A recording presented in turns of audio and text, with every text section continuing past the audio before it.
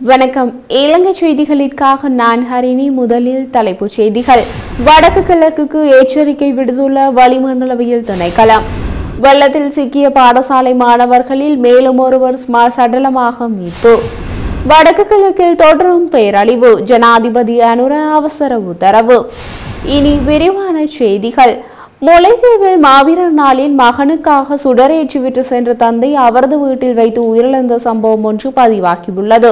தாயகத்திற்காக போராடி வீர மரணமடைந்த மறவர்களை உணர்வெழுச்சியுடன் பூசிக்கும் மாவீரர் தாயகம் உட்பட புலம்பெயர் தேசங்களிலும் உணர்வுபூர்வமாக அனுஷ்டிக்கப்பட்டது.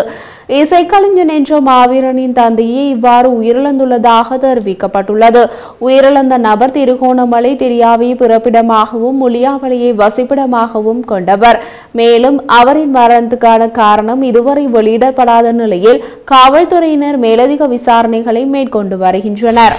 வளிமண்டலவியல் திணைக்களம் வடக்கு மாகாணத்திலும் திருகோணமலை மாவட்டத்திலும் அவ்வப்போது இடியுடன் கூடிய மழை பெய்யக்கூடிய சாத்தியம் காணப்படுவதாக தெரிவித்துள்ளது. தென்மேற்கு வங்காள விரிகுடா கடற்பரப்புகளுக்கு மேலாக விருத்தியடைந்துள்ள ஆழமான தாளமுக்கம் திருகோணமலைக்கு வடகிழக்காக ஏறத்தாழ 100 கிலோமீட்டர் தூரத்தில் நிலை கொண்டிருந்தது. இத்தொகுதி வடக்கு வடமேற்கு திசையில் மெதுவாக நாட்டின் கிழக்கு கரைக்கு அண்மையாக நகரக்கூடிய சாத்தியம் காணப்படுவதுடன் மேலும் வலுவடைந்து இன்று சூறாவளியாக விருத்தியடையக்கூடிய சாத்தியம் காணப்படுகின்றது. வடக்கு மாகாணத்திலும் திருகோணமலை மாவட்டத்திலும் சில இடங்களில் 150 மில்லிமீட்டருக்கும் அதிகமான மிக பலத்த மழை வீழ்ச்சி எதிர்பார்க்கப்படுவதாக வளிமண்டலவியல் திணைக்களம் தெரிவித்துள்ளது. நாட்டின் ஏனைய பிரதேசங்களில் அவ்வப்போது மழை பெய்யும் என எதிர்பார்க்கப்படுவதுடன் வடமத்திய மற்றும் வடவேல் மாகாணங்களிலும் மாத்தளை மற்றும் கேகாலை மாவட்டங்களிலும் சில இடங்களில் 100 மில்லிமீட்டருக்கும் அதிகமான பலத்த மழை வீழ்ச்சி எதிர்பார்க்கப்படுகின்றது. வடக்கு வடமத்திய மற்றும் வடமேல் மாகாணங்களிலும் திருகோணமலை மாவட்டத்திலும் அவ்வப்போது மணித்தியாலத்திற்கு 40 தொடக்கம் 50 கிலோமீட்டர் வரையான வேகத்தில் மிக பலத்த காற்று வீசக்கூடும். இடியுடன் கூடிய மழை பெய்யும் வேளைகளில் அப்பிரதேசங்களில் தற்காலிகமாக பலத்த காற்றும் வீசக்கூடும். மின்னல் தாக்கங்களினால் ஏற்படக்கூடிய பாதிப்புகளை குறைத்துக் கொள்ள தேவையான முன்னெச்சரிக்கை நடவடிக்கைகளை எடுத்துக் கொள்ளுமாறு பொதுமக்கள் அறிவுறுத்தப்படுகின்றனர். எதிர்க்கட்சி தலைவர் சஜித் பிரேமதாச தற்போதைய அரசாங்கம் மக்களின் ஆணையை புறக்கணித்து முன்னாள் ஜனாதிபதி ரணில் விக்ரமசிங்க வகுத்த பாதையில் செல்வதாக குற்றம் சாட்டியுள்ளார். அவர் மேலும் தெரிவிக்கையில் பொதுமக்களுக்கு நன்மை பயக்கும் வகையில் சர்வதேச நாணய நிதியத்தின் ஆதரவுடன் கூடிய புதிய திட்டம் வாக்குறுதி அளிக்கப்பட்டது. எனினும் தற்போதைய அரசாங்கம் சர்வதேச நாணய நிதியத்தின் கட்டளைகளுக்கு அடிபணிந்து குடிமக்களுக்கு உறுதியான நிவாரணங்களை வழங்க தவறிவிட்டது. தேர்தல் பிரச்சார வாக்குறுதிகளுக்கும் அரசாங்க நடவடிக்கைகளுக்கும் இடையில் முரண்பாடுகள் உள்ளன. அந்த வகையில் மின்சார விலை மற்றும் எரிபொருள் விலை குறைப்பு வாக்குறுதிகள் நிறைவேற்றப்படவில்லை. சர்வதேச நாணய நிதியத்தின் கட்டமைப்புக்குள் பணிபுரிவதை தனது கட்சி ஆதரிக்கும் அதே வேளையில் பொதுமக்களின் சுமையை குறைக்கும் வகையில் வரி கட்டமைப்புகளை சீர்திருத்துவதில் தமது கட்சி உறுதியாக உள்ளது. அந்த நிலையில் அர்த்தமுள்ள சீர்திருத்தங்களை நடைமுறைப்படுத்துவதில் அரசாங்கம் இயலாமையை காட்டுகின்றது என அவர் குறிப்பிட்டுள்ளார். அமைச்சரவை இலங்கைக்கான டீசல் வழங்குவதற்கான ஒப்பந்தத்தை சிங்கப்பூரின் பிபி எனர்ஜி நிறுவனத்திற்கு வழங்குவதற்கு அனுமதி அளித்துள்ளது. இதற்கமைய எதிர்வரும் டிசம்பர் 15ஆம் திகதி முதல் அடுத்த வருடம் ஜூன் மாதம் 14ஆம் திகதி வரையிலான 6 மாத காலத்திற்கு இலங்கைக்கான டீசலை வழங்க அந்த நிறுவனத்திற்கு அனுமதி கிடைத்துள்ளது. இலங்கை கனியவள கூட்டுத்தாபனத்தின் பதிவு செய்யப்பட்ட விநியோகஸ்தர்களிடமிருந்து பெறப்பட்ட விலை மனுக்களை தொடர்ந்து இந்த நடவடிக்கை எடுக்கப்பட்டுள்ளதாக அரசாங்கம் தெரிவித்துள்ளது. இதேபோல 6 மாத காலத்திற்கு 4 கப்பல் டீசல் தொகைகளை இறக்குமதி செய்வதற்கான ஒப்பந்தத்திற்காக சிங்கப்பூரின் பிபி எனர்ஜி நிறுவனம் விலை மனுவை சமர்ப்பித்துள்ளது. அமைச்சரவையால் நியமிக்கப்பட்ட விசேட கொள்முதல் குழுவின் பரிந்துரைகளின் அடிப்படையில் குறித்த ஒப்பந்தத்தை அந்த நிறுவனத்திற்கு வழங்குவதற்கு அமைச்சரவை அனுமதி வழங்கியுள்ளது. வடக்கு மாகாணத்தில் மழை வெள்ளம் காரணமாக சுமார் 64,000 ஹெக்டேர் நெல் வயல்களும் பாதிக்கப்பட்டுள்ளது. மன்னார் மாவட்டத்தில் கூடுதல் பாதிப்பு ஏற்பட்டுள்ளதாகவும் சுமார் 23,000 ஹெக்டேர் நெல் வயல்களுக்கு பாதிப்பு ஏற்பட்டுள்ளதாகவும் தெரிவிக்கப்படுகின்றது. அதிகளவான பகுதிகளில் நெல் விதைக்கப்பட்ட சில தினங்களில் இவ்வாறு மழை வெள்ளம் ஏற்பட்டுள்ளதாக விவசாயிகள் தெரிவித்துள்ளனர். அநேக பகுதிகளில் குளக்கட்டுகள் உடைந்த காரணத்தினால் இவ்வாறு பாரிய அழிவுகள் ஏற்பட்டுள்ளன. பாதிக்கப்பட்ட விவசாய நிலங்களுக்கு அரசாங்கம் நட்டையீடு வழங்கினாலும் அடுத்த போகத்தில் அரிசிக்கு தட்டுப்பாடு ஏற்படக்கூடிய அபாய நிலை காணப்படுவதாக விவசாயிகள் தெரிவித்துள்ளனர். விஸ்வமடு இளங்கோபுரம் கிராமத்தில் சிறுத்தை புலி ஒன்று வீடு ஒன்றுக்குள் புகுந்த சம்பவம் ஒன்று இடம்பெற்றுள்ளது.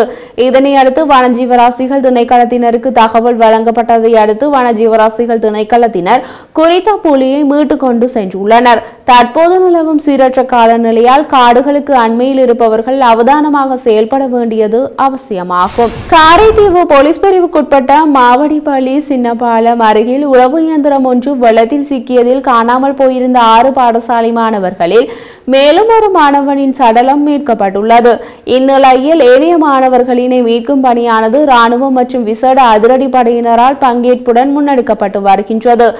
வெள்ள நீரில் அடித்துச் செல்லப்பட்ட மദ്രസா மாணவர்கள் தேடப்பட்டு வந்த நிலையில் தற்போது வரை 2 மாணவர்களின் சடலங்கள் மீட்கப்பட்டுள்ளதாக தெரிவித்துள்ளனர். குறிப்பாக இத்தேடுதலில் மேலதிகமாக ராணுவம் விசேட அதிரடிப்படை பங்கேற்றுள்ளதுடன் வெள்ளத்தினால் அடித்து செல்லப்பட்ட உளவு இயந்திரமும் மீட்கப்பட்டுள்ளது.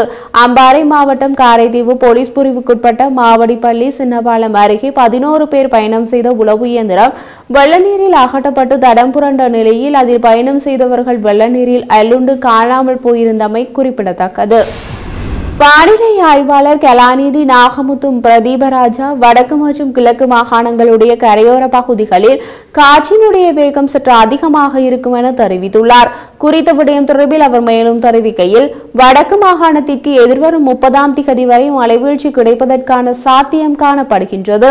தற்போது தொடரும் கனமழை நாளை நண்பகல் நிறைவு பெற்றாலும் கூட இடையிடையே கனமழை முதல் மிக கனமழை திருகோணமலை மாவட்டத்திற்கு கிடைப்பதற்கான வாய்ப்புகள் காணப்படுகின்றது. எதிர்வரும் 30ஆம் திகதி அளவில் இந்த புயல் சென்னைக்கும் கடலூருக்கும் இடையே கரையை கடக்கின்ற போது வடக்கு மாகாணத்தினுடைய யாழ்ப்பாணம், முல்லைத்தீவு மற்றும் கிளிநொச்சி மற்றும் சற்று வேகமான காற்றுடன் கூடிய மழைவீழ்ச்சி கிடைப்பதற்கான சந்தர்ப்பம் காணப்படுகின்றது. தொடர்ச்சியாக கிடைத்து வருகின்ற கனமழை காரணமாக வடக்கு மற்றும் கிழக்கு மாகாணத்துடைய பல தர மேற்பரப்பு நீர்நிலைகள் அதன் முழு கொள்ளளவை எட்டிய நிலையில் அதன் மேலதிக நீர் வான்கதவுகள் ஊடாகவும் வான் ஊடாகவும் வெளியேற்றப்பட்டு வருகின்றது. வடக்கில் பருவக்காற்று கால பகுதியில் வங்காள விரிபாடு தாளமுக்கங்கள் ஏற்படுவது வழமையானது.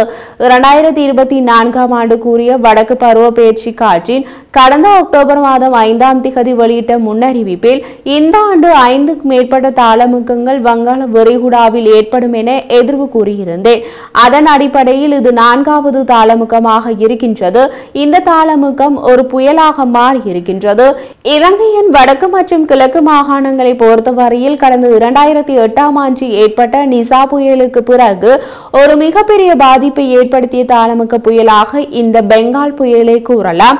கடந்த 16 ஆண்டுகளுக்கு பிறகு மீண்டும் ஒரு மிகப்பெரிய இயற்கை அனர்த்தத்தினை வடக்கு மற்றும் கிழக்கு மாகாணங்கள் எதிர்கொண்டு உள்ளது என அவர் தெரிவித்துள்ளார்.